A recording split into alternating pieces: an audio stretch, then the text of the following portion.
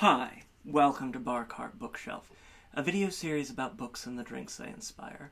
My name is Elias, and today we're talking about Cinder House by Freya Marske.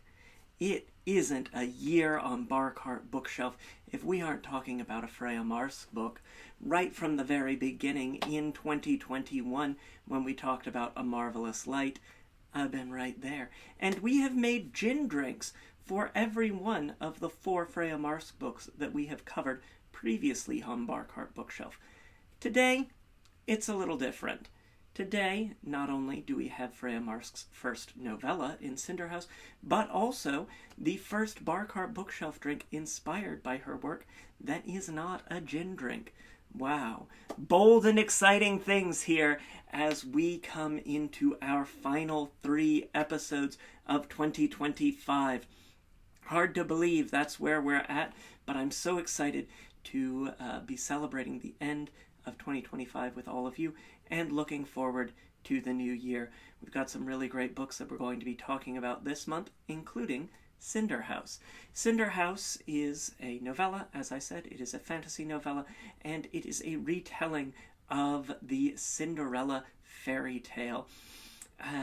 It's a very familiar story. It's one that's been adapted and retold and remade and reimagined 1,000 different ways over 1,000 different media in, hundreds of years. And it is a favorite every time. It's just lovely because at the end of the day, we all want a chance to go to the ball and to enjoy ourselves.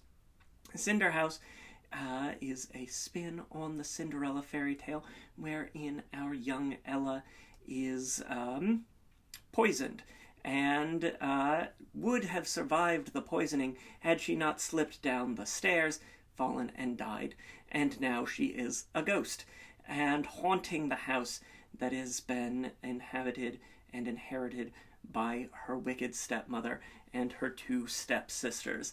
And here we have our traditional Cinderella setup. She's forced to cook and clean, done with a trademark fantasy aplomb, with sort of real, tangible magic that Freya Marske always brings to her work. And the years roll on, and fortunately, although Ella is a teen when she dies, she continues to age and grow with the house. Her ghostly self is matching her personal maturity, avoiding, some of those real horrifying ghost or vampire or whatever, becoming an immortal being when you're still a child, like a fate worse than death. And it comes to pass that she learns to expand her world beyond her house as deeply as she loves it and cares for her home. And she meets her fairy godmother, or a fairy who is in a marketplace and is tricksy, as fairies are wont to do. Someone who has plots and schemes of her own, but can work the magic that, when time comes, allows Ella to go to the ball. And in this sort of interregnum period between her death and the sort of fairy tale ball of the Cinderella story, she attends classes, she engages in scholarship via letter with a distant scholar on the nature of ghosts. She attends the ballet, which is a delight, both as we expect, beautiful dancing ahead, but also as we think about the beautiful balletic tradition of the Cinderella story, too. It's a very thoughtful and lovely sort of retelling. I'm not always a retelling person, but this really captured my heart, and it ends, in a way that I would expect no less from when it comes to a Freya Marske book. Like, I see what you are, and fans of her previous work that's maybe a little hotter and heavier will not be disappointed. This is really someone who is bringing their own voice and a delightfully distinctive voice to a very familiar tale. And it is through that revisiting of something very familiar that we can see some of the real uniqueness that Freya Marske brings to her work. Always a favorite author of ours here on Bar Cart Bookshelf. And as I said, we have to have a drink. Our drink today is the Lady Ember, named for the pseudonym that Ella takes when she attends the ball. And as you can see, we have a glass already in front of us. We don't do a ton of hot drinks here on Bar Cart Bookshelf, but the weather's cooling down. It's fun for a change. And as you can see, we're going to build our drink in our toddy mug. I already have some water in here because when you are making hot drinks, you really want to take advantage of that uniqueness and you want to keep your drink hot. So you want to preheat your vessel. So boil some water in your kettle, in the microwave, what have you, and then put that in your glass so that it feels nice and warm to the touch. And then when it's time to make your drink, you'll just discard the water and we'll start to build our Lady Ember. We're going to start with a bar spoon of plum jam. Some lovely, lovely plumminess in the book, but not with, this is a little bit loose, so we'll get just a little bit more in there. Fantastic. As always, there's no cocktail police. Easy to add more, hard to add less, but when it comes to delicious plum jam, you want to add a little more. So we'll get our good bar spoon plus into our toddy glass. Got some beautiful plums in the book, but not that sharp, dry plum that we often play with here on Bar Cart Bookshelf when we invoke Slivovitz plum brandy, but something richer, headier, just very lush. It's a very lush, velveteen kind of story, and a very lush and velveteen kind of cocktail.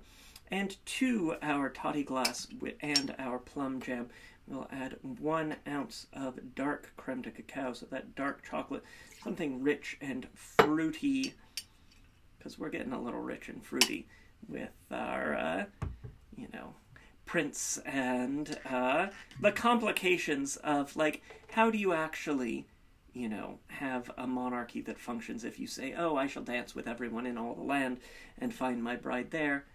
Maybe that's not actually what's happening. Maybe we already have a plan for royal succession in place. And where does our poor erstwhile ghost fit in? Well, we shall have to see. And then we will add 1 ounce of brandy, cognac, nice aged brandy, French brandy, a nod to the French traditions of the Cinderella story. Get a couple of dashes of bitters in there, because it is bittersweet, being a ghostly maid, being trapped in a house, being unable to really actually live your life, and finding ways to live in between as well. And we'll give that a stir just to help dissolve that jam. Lovely, lovely. And then we will add some hot milk. Now, this is a drink that the wicked stepmother Patrice and her daughters enjoy a lot in the evenings. Hot milk with brandy. It's something that's really lovely when the weather is cold out, really just warming and comforting. And so we're going to top this with some hot milk. And it'll be about 5 ounces or so. Lovely. And again, to keep that hot, you'll want to use it in a thermos. If you want a little more froth and foam in your Lady Ember, then I encourage you to shake your drink, but in a thermos. If we shake in our regular tins, obviously those are going to get very hot in the same way that when we add ice, they get very cold. You don't want to burn your hands. So if you're going to shake a hot drink, do it in a thermos. And we'll give this another stir just to incorporate all of our ingredients. Lovely, warming, comforting, a familiar friend with a fresh spin. And we'll garnish that with a bit of nutmeg. Just a nice sprinkling of nutmeg on top.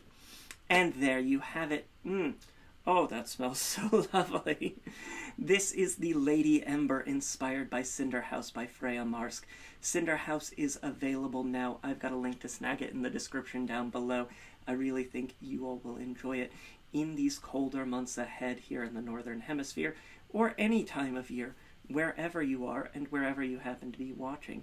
Try the drink. Let me know what you think in the comments down below. I've got a link to snag my book, Cocktails and Consoles, 75 Cocktails and Mocktails Inspired by the Wonderful World of Video Games. Makes a great holiday gift. Bear that in mind.